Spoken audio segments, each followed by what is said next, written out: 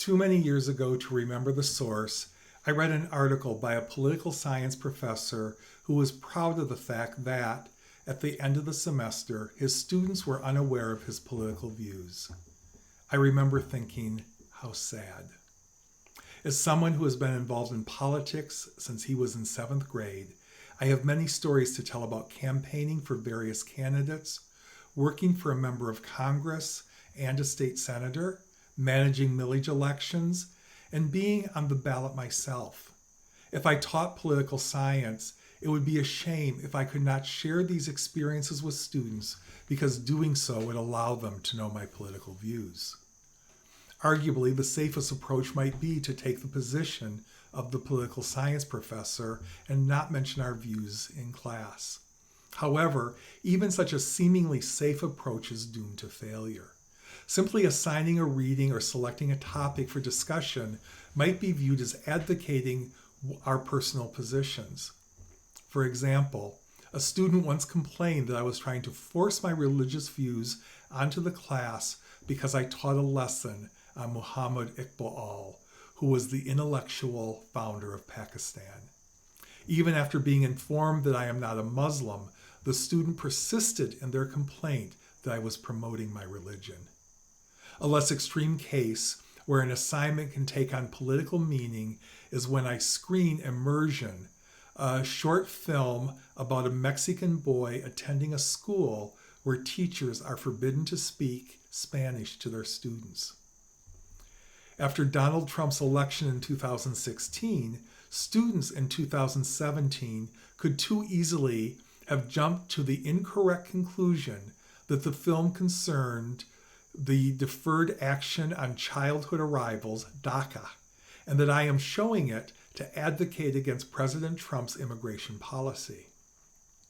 In 2018, students could have assumed that I was screening it in opposition to President Trump's position on immigration in general, and specifically about his sending troops to the United States-Mexican border in response to the Central American migrant caravan which was heading toward America. In 2019, students could assume that I was screening the film in opposition to keeping children in detention camps. Immersion was not written about DACA, which did not begin accepting applicants until 5 years after the film was released. Nor does it have anything specifically to do with the migrant caravan or the issue of detention centers or the president's immigration policy.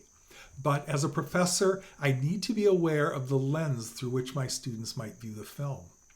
So what then is the solution? Well, there is not, unfortunately, an easy answer to this question. Transparency has generally worked for me.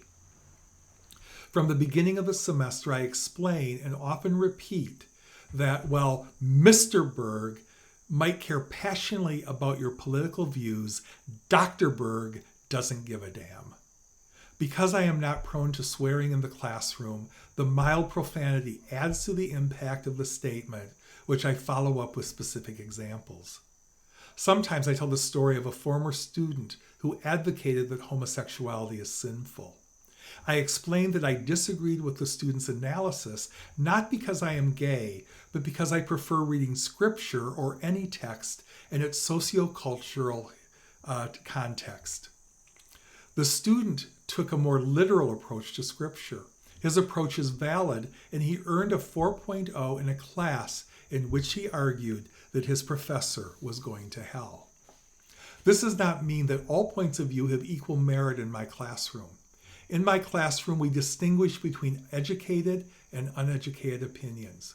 For example, I once upset a student by asking him to provide evidence to support his argument during a class discussion. His response was that he had a right to his opinions. Well, that is true, I replied. In this class, you must provide evidence. He decided to drop the course.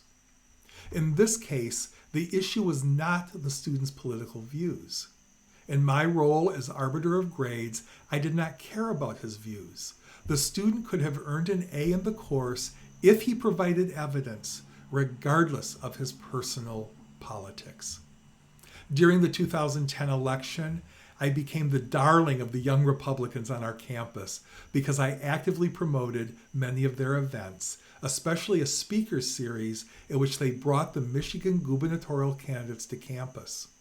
Although I would not have voted for any of these candidates, I thought it was great that our students would be able to interact with the people running for governor, one of whom was eventually elected. That same year, I served as the faculty chaperone for a Republican fundraiser to help pay for the cost of this series.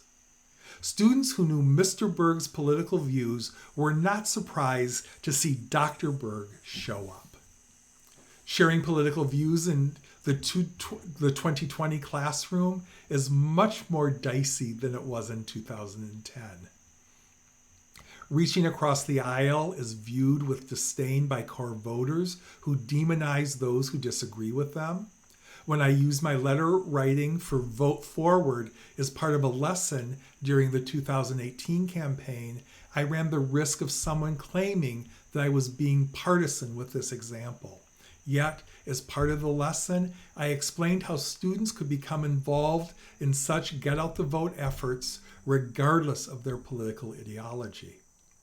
Because I am transparent about my political views, use examples that are relevant to the classroom, am respectful of the views of others, and truly don't give a damn when I wear my Dr. Berg hat, I have been able to successfully walk the ever-narrowing path we find ourselves in concerning politics in the classroom. This allows me more flexibility in the classroom than if I were to follow the lead of the political science professor who won't let students know his views.